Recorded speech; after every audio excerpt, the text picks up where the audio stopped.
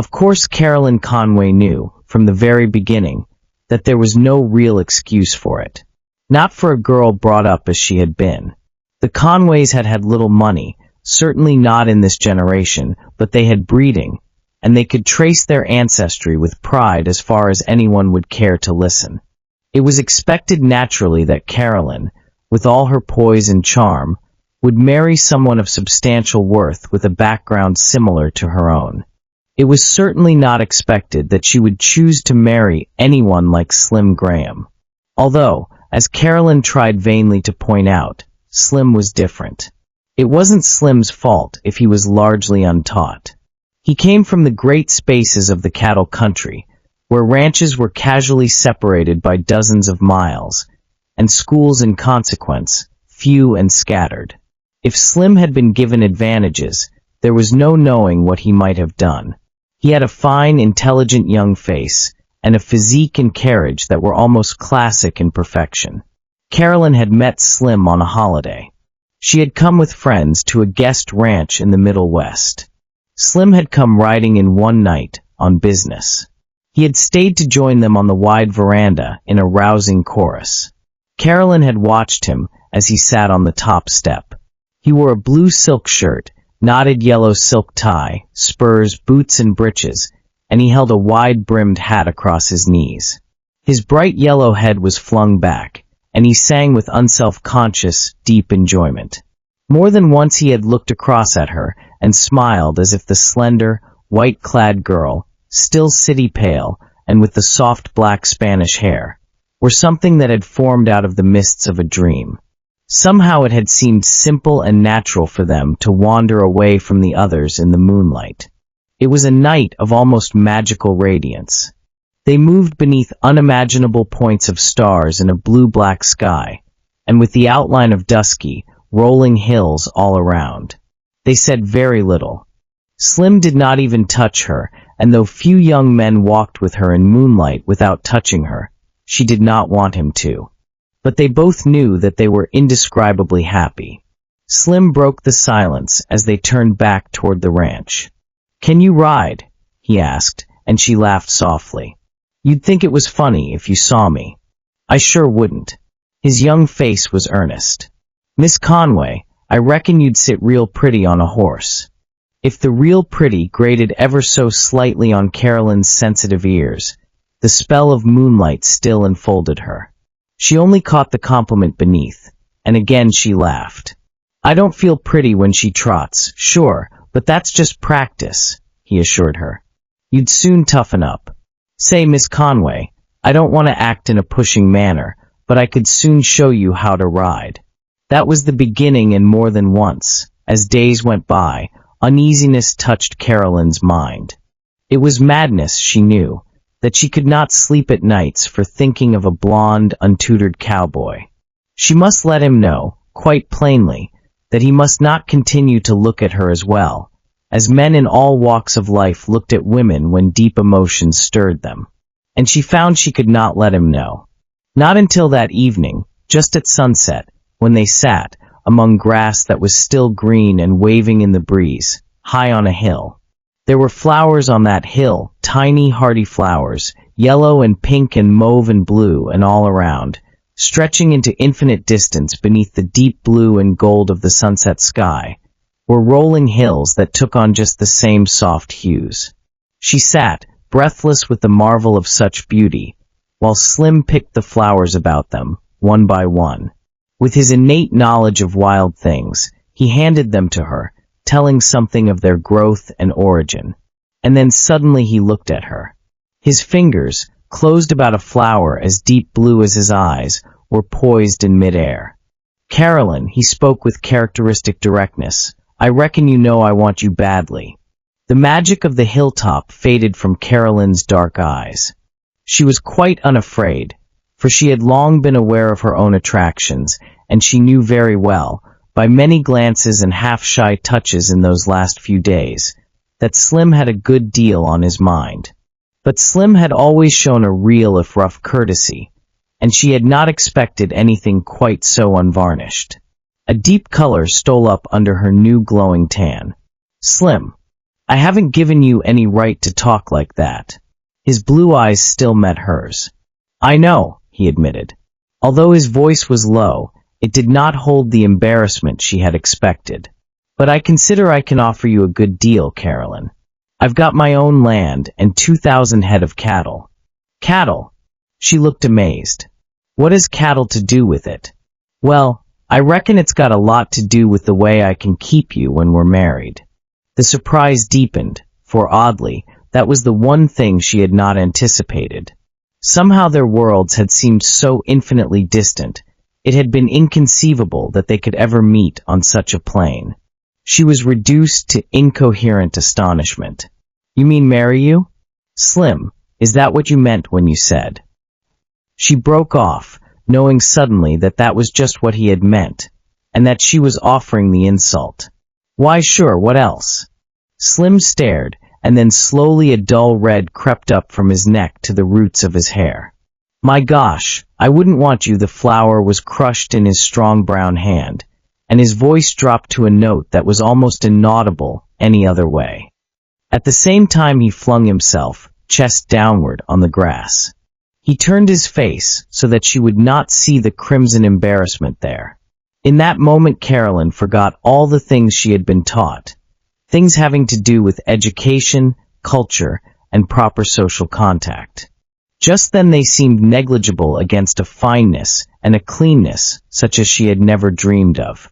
She saw herself in that revealing moment as something so spoiled by artificial sophistry that she could not even recognize inherent goodness when it was offered to her in simplicity, and the thought was shameful. Rare, stinging tears came to her eyes.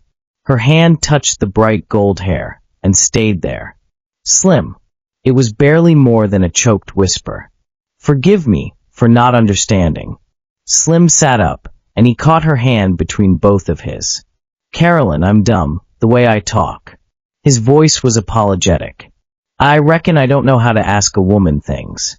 A shaken thread of laughter escaped her. You certainly do, Slim. You know how to say it with cattle. He laughed too, even if he did not altogether understand, and his grip lightened about her hand. It was unthinkable madness, and yet Carolyn was oddly powerless. She wanted to see those clear blue eyes looking into hers, and to hear the eager, stumbling young voice. Cattle, sure, I know. But I ought to tell you other ways that would mean something, and you'd remember. Ways like when I look at those hills, and all this country I've always lived in, and I feel it here because it's part of me. Unconsciously, he put his hand over his heart, and his face was alight with something she had seen in the face of no man before. His voice dropped. I feel that way about you, Carolyn. And that was the thing she had tried to tell them when she married Slim, and knew she could never put into adequate, revealing words. That was the thing that took her from the city, and left her on a cattle ranch. That was the thing that held her until she was held with other things.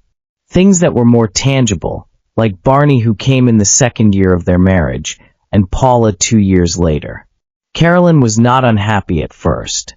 Even if she soon found that she and Slim had not a thing in common beyond their splendid youth and love, there was much to keep her occupied. She liked to ride. She found a fascination in the changing colors of the hills and plains and the constant move of cattle. She found the ranchmen a rugged, interesting type. The ranch house was solid and well furnished in a rough, pioneering way. It was fun at first to run up fresh white curtains where curtains had rarely hung, to make gay cushions which cheered austere rooms, and to paint brightly woodwork that had never known a touch of artificial color. It was amusing to try to extract music from the old dusty organ, and to sit and sew by the lamp which daily Slim pumped up by hand. It all still seemed in the nature of an entertaining dream, a dream from which she could step aside whenever she chose. Reality closed in soon enough. It closed in during winter, when snow lay deep about, when communication was often blocked, radio not at its best, and her companion a man good and kind, but who knew nothing of books or art or finer music. A man who thought Northwest adventure stories the height of literature, and Cowboy laments the prettiest tunes imaginable. Moreover, Slim took his Northwest adventure stories solemnly. He would turn the well-thumbed pages over and over. "Jewel darn, that double-gun Joe has what it takes," he would declare, and read to her laboriously. At first, hopefully, she tried to read in turn to him from magazines which appealed to her own intellect. Slim listened, but he would shake his yellow head in frank bewilderment and disapproval. "Well, all I got to say is, a fellow like him just don't know how to act decent. A wife's a wife, and he ought to remember that." "But can't you see?" Sometimes, a little desperately, Carolyn tried to argue the point. Her mind was so narrow she stifled him.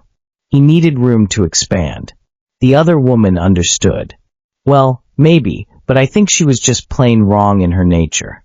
She ought to have left him alone. And those folk ought to have had some kids to keep them occupied." "Oh, Slim." She put the book down in despair. But a reflective smile played about his finely cut lips. "You know, it's going to be mighty fine when we hear some kids racketing around this old house again, Carolyn. I wonder." She sounded oddly doubtful.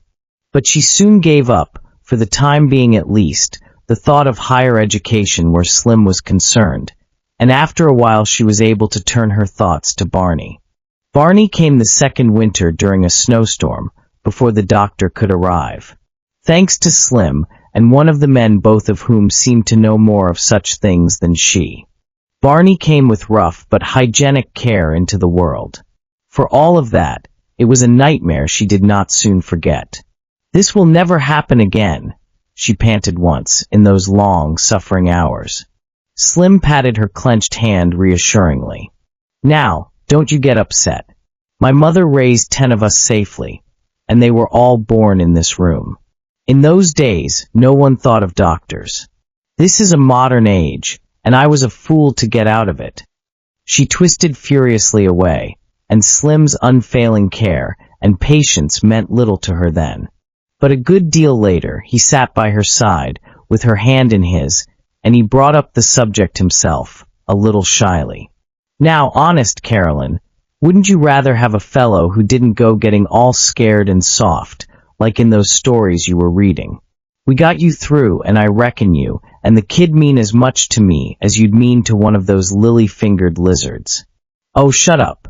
She had to laugh weakly because the tears were close, and because Slim's lean young face was far whiter than he would ever have admitted. She reached up and touched his cheek gently. "You're good, Slim." Her eyes moved down to the tiny, red-faced bundle at her side. "He's like you." Slowly, new worry filled her pale, tired face. "Slim, I've always planned such a lot for my son, and we're so far from the world out here. We've simply got to do something when it's time for him to go to school." "School?" Slim just looked at her and laughed. "Say, we've got to make a cowboy and a rider out of this fellow, too. But I'm not losing any sleep over it just yet. Suppose you wait a while before you start worrying about a little thing like schools." The worry returned in full force 2 years later, when Paula came. It deepened as Barney started to talk with a constant rush of chatter, and often his speech was not of the purest. Carolyn had endured Slim's lack of finely turned phrases because it was the only subject on which he had shown definite resentment. "Carolyn, I reckon I'll do just about anything you ask," he told her once, quite frankly. An unusual red burned underneath his clear brown skin. "But maybe you say things, too, that get me and I don't kick. You go ahead and talk your way, and I'll talk the way I always learned things. Then we'll call it square." "That's stubborn." Anger flashed into her eyes. "There's only one way to talk that's right." "Then why is it your way, any more than mine?" That was a trifle difficult. "Because educated people in thousands, the whole world over, talk as I do," she defended. Before she could go on, Slim came right back, with a capacity for argument she had not yet encountered. "And thousands talk the same way I do. Those guys who write Northwest Adventures, they're educated, and they know how real outdoor fellows act and talk. That's because they write down to ignorant minds." That was a sharp, uncalled-for retort, and Carolyn knew it, with immediate shame. But even then Slim was a match for her. "Well then, your educated mind took a big fall when you met me." For an instant his blue eyes met hers with direct challenge. "What's more, even if you don't like my ways, they're still mine, and you'd better leave me alone." With that curt finale, he walked away. Naturally, to Carolyn, that was simply blind stubbornness. She did, however, have the sense to close her eyes to a lot of things she did not like in Slim, because in other ways he was so kind and unfailingly good-natured. And that saved the first years of their marriage. But what she had to endure in Slim, she would not suffer in her children. It was quite a different matter to have young Barney look at her with solemn blue eyes and declare, "I can say it that way if I want. My daddy does." Mealtimes, in consequence, became times of correction, largely because Carolyn hoped, by indirect pressure, to make Slim understand the difficulties she was up against. The children squirmed on their chairs in the big, old-fashioned kitchen, impatient of the constant curbing of their chatter. Slim would sit, steadily eating, as if he did not even hear. The climax came when Barney was 6, and he looked across the table at his father, with appealing eyes. "Daddy, I don't want to be a little gentleman. I want to be a damn good guy like you." Slim glanced up at Carolyn, and then looked quickly at Barney with an expression that tried to be severe. Then suddenly, because he could not help it, he flung back his handsome yellow head and roared with laughter. Barney jumped up in his chair and shouted until his golden curls danced with the vibration, while Paula banged her spoon down on her thick white plate and shrieked, "Damn good guy," with gleeful abandon. Carolyn rose with crimson face, and with one look that Slim would not soon forget, bore a kicking and protesting child under each arm from the room. That was a stormy evening for Carolyn and Slim, with tears and fury on one side and defiant scorn and fury on the other. It ended for that one night when Slim apologized reluctantly, and she submitted silently to his stiff conciliatory kiss. It ended more definitely, a week later, when one night she put her arms around him and said she'd never forget his kindness in saying she could live in the city during school months, while he just nodded, and sat for some time on the edge of the bed in a silence she could not break. She was almost happy again that last summer before Barney was to go to school, and she would not let herself believe that Slim's natural gaiety was forced or subdued. She let Barney spend every possible moment with his father, and she rarely checked him in Slim's hearing. Somehow she felt she owed them both that, and Barney could be corrected later. But new problems came toward the last, when more than once Barney broke into a storm of tears and said he would not go away unless his dad could go as well. "Son, I can't," Slim explained patiently over and over. "I can't leave the ranch to look after itself. You could rent the ranch, like old Mr. Morton did when he was sick and had to go away," Barney persisted. And he twisted in his arms to look at his mother with new hope breaking out on his distressed little face. Mother, couldn't he? It was an idea that, strangely enough, had not occurred to Carolyn before. But all at once, perversely, she would not admit that. She spoke, instead, with more than a touch of the bitterness that rose whenever Barney clung to Slim so frantically. It was unfair of both Slim and Barney, in the face of all she was trying to do. "Yes, of course he could, dear," she responded smoothly. "But you couldn't expect him to want to leave his ranch just for us." The "just for us" must have held a touch of something that passed over Barney's head. For, even while he stared up at his father in wondering disbelief, Slim's face grew dark and red. Slowly he put the child down, and his eyes narrowed. "Oh, so that's what you've been thinking of me, is it? Well, maybe I've been thinking too, and you won't have cause to say I can't look after you. Son, don't you worry." He patted the boy's curly head before he turned away. "I may surprise you yet." It was a turn of events Carolyn had not expected when Slim announced, a few days later, that he had closed a 5-year agreement concerning his land and cattle, and was going with them to the city. Carolyn stared in frank dismay. "But Slim, whatever will you do there?" He looked surprised. I'm still young and strong. I reckon I can do plenty. But you haven't been trained. I've got hands, haven't I? He stretched out a brown, capable arm and clenched his fist. And I've got a mind.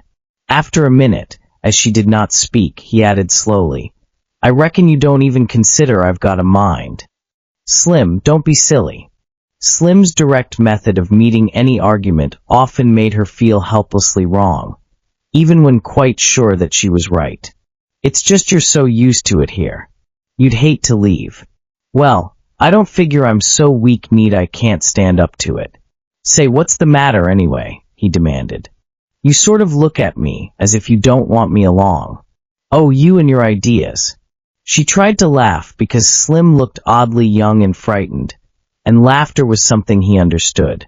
Of course I want you. Of course she did. But now she was no longer happy. She felt oppressed, and she could not honestly blame Slim for that either. Slim did not once complain or look resentful. Under his guidance, everything moved capably and serenely, and the night came when they were all packed to go.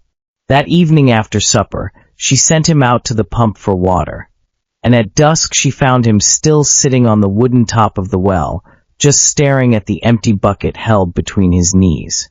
He looked up quickly as she approached and took the bucket from him. I'm sorry. His smile was apologetic. I reckon I forgot the water. I was sitting here thinking how plumb lazy I've been, when I might have rigged you up a water tank and pipes into the kitchen. Slim. Suddenly Carolyn's arm was tight about his shoulder over the faded blue shirt. She was seeing, instead of this sober-eyed young man, a boy who had ridden into her life one night in bright blue and yellow silk and jangling spurs and with a wide-brimmed hat on his blonde head. Seeing a boy who had sat high on a hilltop, saying simply, I feel it here because it's part of me. Slim. Her voice was choked. Don't talk about water tanks. I'm so selfish. I shouldn't let you go. The smile held. You couldn't stop me. Then, as he saw the tears in her eyes, he reached out with both arms and held her. Carolyn, I only want you to say you'll come back here with me someday. There was appeal both in his eyes and in his low voice. Of course. Her fingers passed through the thick, bright hair. Slim was still so young and clean and strong. It was not Slim's fault, but only his environment, if there were finer things he lacked. You make me feel as if I were killing something you loved. His eyes met hers a moment. Maybe you are, he agreed. Then an odd, slightly shaken laugh escaped him. Ah, shucks, I didn't mean that. Gosh, Carol, you and the kids mean so much to me. I guess I just couldn't get along without you. Now don't you worry. Both his grip and his laugh grew stronger. Maybe they do some queer things in your kind of books or life, but to my way of thinking, married folk just naturally stick together. 5 years later, they were still in the city. They lived in a comfortable suburban home. Slim, now known as Ted and Company, had an interest in the corner service station. As Slim had said, he had hands and could learn to use them. And he had had sufficient mind to put some of his cattle profits into a growing business. They had a piano and a radio. They had a washing machine and a good car. Carolyn belonged to several women's organizations, and Slim had weekly lodge meetings. Carolyn resolutely tried to suppress the knowledge that Slim's friends were not the sort she would have chosen, and that he stood out awkwardly, or not at all, among the friends she preferred.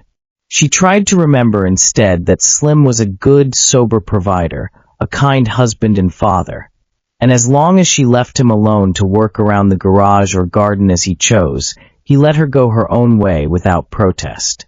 There were, of course, constant little storm clouds. Under the circumstances, they were almost inevitable. Sometimes they gathered swiftly, without warning, as on the occasion of Slim's birthday, 5 years after their move to town. Supper that night had commenced quite happily, with Paula and her best friend, Rosie, in high spirits over the extra delicacies on the table. Young Davy, who had arrived 18 months before, was sitting in his high chair, waving his spoon and shouting gaily to his father across the room.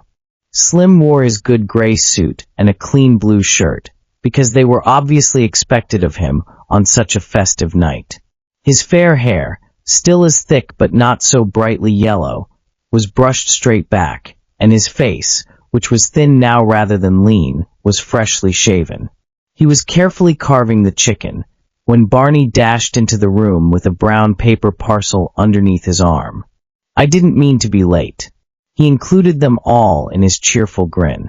"I was hunting Dad a birthday present." He thrust the parcel at the side of Slim's plate. "I bet you'll like it, Dad." "You do you?" Slim put down the carving knife with an answering smile. Urged on by the children's clamor, he untied the string. Barney, alive with eagerness, pointed with an exultant finger. His handsome young face, beneath the yellow wavy hair, was alight. "See, they're Northwest Adventure magazines, Dad. Look at the bear clawing up that man. I bet you'll get a kick out of them." Slim looked down at the boldly portrayed cover. Then he looked down the length of the table at Carolyn. His blue eyes were a little doubtful. Carolyn smiled back reassuringly. "How exciting, Ted. You haven't seen one of those for a long time. I remembered you used to like them back on the ranch." Barney broke in triumphantly. "That was pretty smart to remember, wasn't it?" "You bet it was." Slim's smile broadened as he looked up at the boy. "Do you remember the ranch, Barney?" he added. "Sure, I remember. You always used to say we'd go back some summer, Dad." Slim continued to look at his son. "How would you like it if we did that, Barney?" He spoke, as he usually spoke now, carefully, but there was undeniable curiosity in his voice. Carolyn's face, which still retained much of its girlhood loveliness, looked a trifle less serene. Slim had had these moments less often with the passing of the years, but she was never quite sure where they might lead. "Sure, it would be keen," Barney responded easily. "I'd certainly like to ride a horse. Boy, would I have something to tell the kids when I got back to school again." Slim hesitated. "You wouldn't like to stay all year and just take home schooling, I reckon?" It was an experimental question. But before Barney could answer, Paula piped up with the importance brought on by her own high marks in school. "Mother," he said, "I reckon again." "You know you said—" "Hush," said Carolyn promptly, silencing the child with a frown. "This is Daddy's birthday." "Sure it is, and I reckon he can say what he wants." Barney spoke with deliberate emphasis, and he struck an attitude so virile that one would not have suspected him of invariably leading his classes. "How do you like your books, Dad?" "Oh, fine, fine." Slim's voice was subdued in contrast. "I'd better get on with this chicken." "But you'll read them, won't you?" "Sure. My mother was mad when my brother brought home some books like that." Rosie lifted her voice in shrill desire to be heard. "She says only people who don't know any better read that kind of trash." Paula's round eyes sparkled with a mixture of anger and defense. "My daddy was a real live cowboy. That's why he doesn't read proper books," she explained. "Cowboys are so busy with cows and lassos and horses, they haven't got time to learn city things." Slim suddenly picked up the books. He flung them with infuriated skill to a chair across the room. "See what you've started, bringing me the cursed things," he said harshly. Barney slipped into his chair, and his face was as red as his father's. Slim did not look up from his plate, or speak again, until the conclusion of the meal. Then abruptly he rose, and his eyes met Carolyn's with relentless force. "What's more, you might as well remember the lease on my place is up next month, and if I say we're going back, we're just going," he announced flatly. "You may consider I'm like dirt about this house, but I'm boss and you might as well know it." Without a backward glance, he strode out of the room and house. For a moment no one spoke, and only Davy laughed into the silence, undisturbed. The little girls looked frightened, and Barney, for all of his 11 years, seemed close to tears. "Mother, I didn't know it was wrong to bring home those books." "Of course it wasn't wrong." Carolyn tried to smile, chiefly because she did not want Rosie to bear home awkward tales. "Dad's just a little tired and worried. Come along, everyone. What about this fine supper? But mother. Presently Barney's fork was held in mid-air, and his young face was troubled. I don't think we ought to go back, out in the wilds again. Not if I'm going to be a doctor. Don't worry about it now. There's a good boy. Something in Carolyn's voice must have startled Paula. Mother, I don't want to leave my school and Rosie. The little girl broke into wailing protest. I don't see why Daddy says he's boss. It's always what you say. Hush, Paula. You know we have to do what Daddy says, and we know he'll do what's best. Carolyn spoke soothingly and unconvincingly, and she hoped that Rosie's bright eyes would not see the color that had filled her face. With added ingenuity, she managed to divert the conversation, and the meal went on serenely. Carolyn was less serene that night as she lay in bed, waiting for Slim. She was frankly nervous of their future welfare. Slim could go on, reasonably and with an even temper, for months, and then he could be obstinate and irrational to a perplexing degree. If Slim should make up his mind, he could never be swayed by direct attack. That was obvious when he came in. He was hatless, and his face was tired and cold, as if he had been walking a long time in the chill night air. Well, he leaned with folded arms across the lower bed rail. His eyes were narrowed and inalienable. So you think you're all set to fight me? Carolyn laid down the magazine she could not read. No, Slim. What do you mean, no? Just no. I'm not going to argue. The resistance perceptibly increased. You mean you just think you won't do as I say? She shook her head. I mean you're the head of this house, Slim. Her voice was gentle. The whole thing rests with you. Slim stared, almost as if he did not understand. But he did understand, although he could not have ever put it into words. He knew that by having the reins placed in his hands, he was less able to go his own way than ever. For what he might be goaded into doing obdurately, he could not do in selfishness and unopposed. Then he came and sat heavily on the edge of the bed. The stiffness had left his face, leaving it sober and with accentuated tiredness. I guess it was just talk. You don't have to worry, Carolyn. She touched his arm gently. She could afford to be genuinely gentle now. Slim dear, you know this life is a good and comfortable one. You're not really so unhappy. He shifted, just out of reach of her arm, and stared unswervingly downward. You all think I'm something you want to keep out of sight. He spoke with unusual harshness. Slim, that's nonsense. Her indignation was real, for that accusation, to her way of thinking, was unjust. It isn't nonsense. After a silence, he traced imaginary crosses on his knee carefully. The harshness had dropped a little. Barney, he's a swell kid all right, but he only gave me those books because he knew the sort I am. He doesn't read that stuff himself. He thought he was giving you pleasure. Carolyn spoke with soft reproach. You hurt him too, Slim.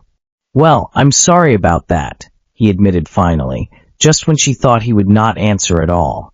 I'll square him tomorrow if I can. Of course you can.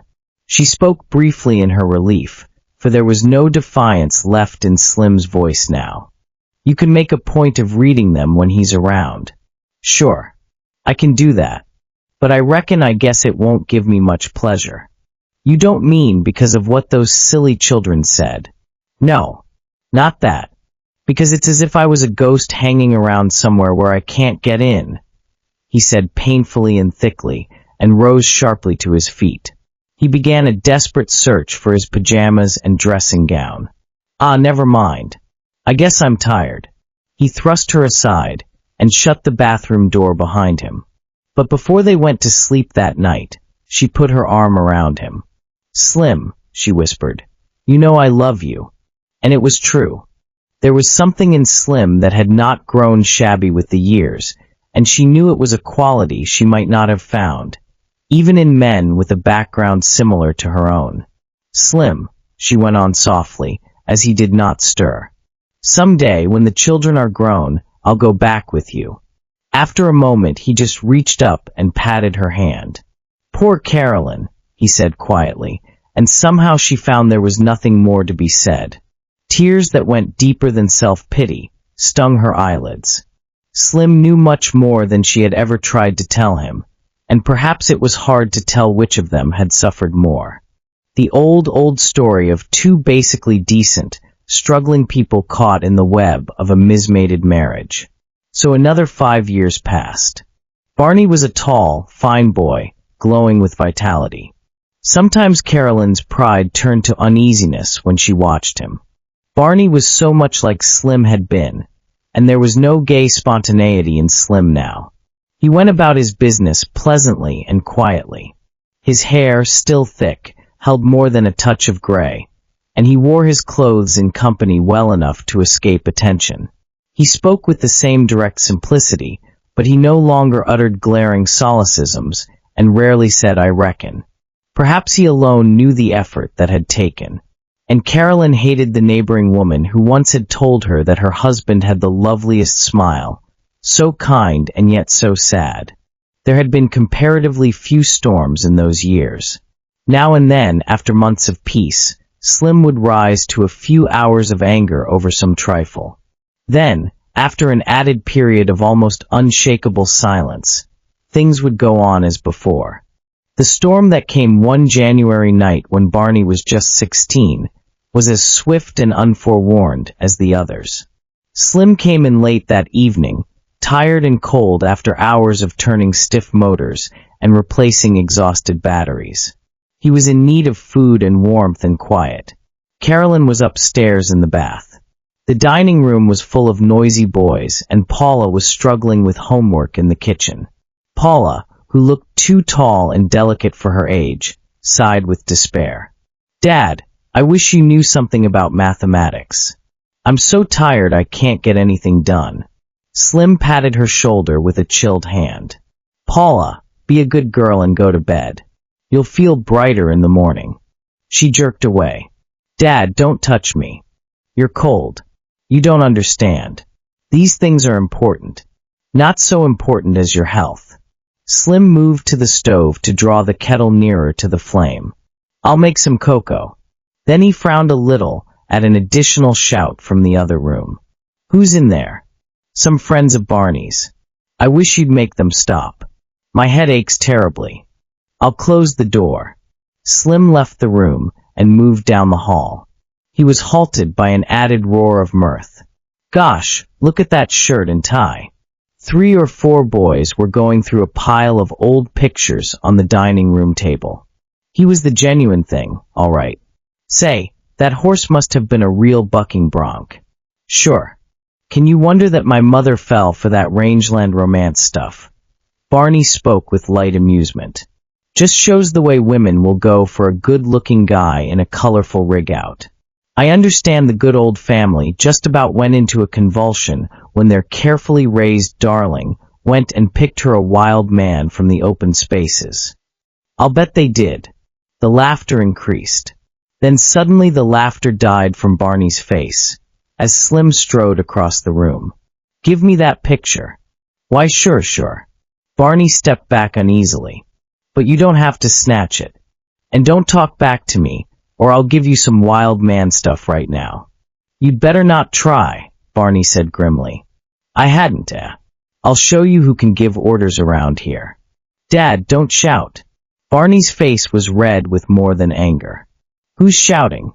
When Carolyn rushed down in her dressing gown, the visiting boys were making an unobtrusive exit, and Slim and Barney were facing each other savagely. "Keep out of the way." Barney held her back. "He's not going to insult me before my friends." "It's too bad about insulting him." Slim's face, too, was crimson. "You can go ahead any time and insult me, and it's all right." "Slim." Carolyn came close, but he swung fiercely about. "Leave me alone. I've stood for all this long enough, and one day I'm going to get out. I'll go back and lead my own life, and you won't stop me." He strode across the room and slammed the door. A moment later they heard the bedroom door slam too. "Phew!" Barney whistled as Paula slid in, pale and frightened, to join them. "That was a hot one. Wonder how long it'll take him to cool off this time." Carolyn looked at the scattered photos on the table.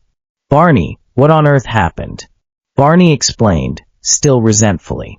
I don't see why he has to take things the way he does. I don't see why you have to either, Carolyn flashed back. She was in truth more angry with Slim than she was with Barney, but the years had taught her not to show preference when dealing with the children. Oh sure. Side with him. You always have. Barney kicked at a photo on the floor. Sometimes he just makes me tired. Barney, I'm ashamed of you. That's no way to feel about your father. Barney stooped to pick up the photo, and it was the one that must have fallen from Slim's hand during the storm.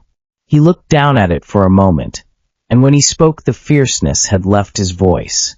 I know, he admitted. I guess it just got me mad. Barney, you should never laugh at him because he used to look like that. Carolyn drew a weary breath. Gosh, I wasn't laughing that way. Barney looked up in genuine surprise. Do you think I'd have shown the fellows these if I'd been ashamed? If you ask me, they were all pretty impressed. And maybe I was fooling a bit. His voice dropped awkwardly. I was looking at this and remembering when it was taken, not so long before we left the ranch, and all at once I felt a bit scared. Scared? Barney shifted uncomfortably. You know that any fellow who looked as fine as that just over 10 years ago could look like Dad does today. I never thought of it, but he must be still a fairly young man. Carolyn reached out for the photo, and she looked at the fearless, smiling young face in that picture. Suddenly an icy finger seemed to touch her heart. For Barney, in an unsuspected moment of revealment, had laid wide open something which she had resolutely sought to hide. Paula came close. Mother, did Daddy really look like that 10 years ago? Her eyes held both awe and wonder. It's no wonder you loved him. Yes, dear. Carolyn's voice was almost inaudible. She noticed that her hands were trembling. Paula sat on the edge of the table. Mother, tell me something about the ranch. You never have. Oh, there's so little to tell. Almost feverishly, to break away from her own thoughts, she pulled out another photo. You see, that was the house where you were both born. Suddenly she saw that house very clearly. Just as suddenly, she found herself talking of things she had thought long forgotten. Things to do with the beauty of the country, with Slim and his active, happy outdoor life, and the fun and courage of that distant, youthful struggle. Mum, why ever did you leave? She was brought back by Barney. He sat at the table with chin on hands, and his eyes were serious and wide. My dear, she tried to laugh, there weren't even any schools. Schools? Barney sat up straight. You mean you both had to give up all that because of us? He sounded appalled. My gosh, now I see why it sometimes gets you both down. You never told us that. Why, we would never have let you do it, Paula declared emphatically. I'll say we wouldn't. Stupid, you were only 6. Carolyn tried to make her voice sound normal. Well, I'm not 6 now, and Mother, listen. Suddenly Barney leaned forward. His face was alive with inspiration. What's to stop you from going back now? Why, sure you can. Under the impulse of his enthusiasm, he drowned every attempt at argument. I'll be at university, and then at medical. Why, I'd certainly get a big kick out of having a real ranch to bring the fellows home to on holidays. And, look here, how do you know things aren't different now, more roads and transportation? I've read they're getting down to this business of rural schooling a lot more, these days. Anyway, they've got government school courses by mail, and you're smart enough to teach Davy anything. You might even be able to teach any other kids around, too. As for Paula, you know the doctor said she's so far ahead, she ought to rest up a while. To Carolyn's amazement, Paula joined her brother eagerly. Mother, Rosie could spend summers with me, and we could ride. Dad could teach us. I bet he'd be a different fellow out there. I think you'd both be different. Paula's delicate face was earnest. I think that when you loved each other and us so much that you left it all, it would be marvelous to see you go back before you get too old to enjoy life. Carolyn looked at both their eager young faces, and she knew suddenly and poignantly that she could not tell them she had done it not just for them, Not because she and Slim had thought it best, but largely for herself. Not when the children were showing something she had never dreamed of, something that must have come, not from herself but from all that was best and finest in Slim. Not when they believed in a mutual love and sacrifice that had not wholly existed, and were so intensely desirous of giving back what had been given to them. Nevertheless, it was nonsense. Sheer, impractical young nonsense. They were all happy and settled here in the city. She told them so, repeatedly and gently, and they followed her to the kitchen, still protesting. "Well, shall we go ahead and put it up to Dad? Don't you dare bother your dad." She went upstairs with a bowl of steaming soup. Slim might still be in a mood to want to throw it at her, but by morning his temper would have completely cooled, and life would flow on quietly as before. But Slim lay asleep across the bed. He lay on his back, fully clothed. As always, he slept quietly, and in sleep an elusive youth touched his still features. She stood there a long time, and the icy finger crept in and rested on her heart again. Slim's face looked oddly frail and shadowed in repose. There was little of that blonde, laughing cowboy left. There was so little of the splendid joy of living. She wondered just what constantly surging depths of suffering must lie within, to cause these periodical furies that burned so fiercely and left him so dispirited and spent, and then more gentle to them than before. She caught a fresh vision of a boy sitting on a flower-covered hilltop with his hand across his heart. "I feel it here because it's part of me." It was still as big a part of Slim, and always would be. Who, after all, was she, to ignore and slowly destroy such a vital thing in any man? Perhaps, after all, it was not nonsense that way in which her own children had pointed. Slim's eyes were suddenly wide open and watching her as she stood, lost in thought, with the bowl of soup still in her hands. "Carolyn, you're so beautiful." His voice was low. His gaze followed her as she drew near, but he seemed too tired to move. "I reckon I deserve everything you might be thinking," he said slowly. Carolyn set the soup down carefully. She sat on the bed and took one of Slim's cold, work-hardened hands in one of hers. With the other, she smoothed back the thick, faded yellow hair. "Slim, I reckon you do," she said softly. "The end."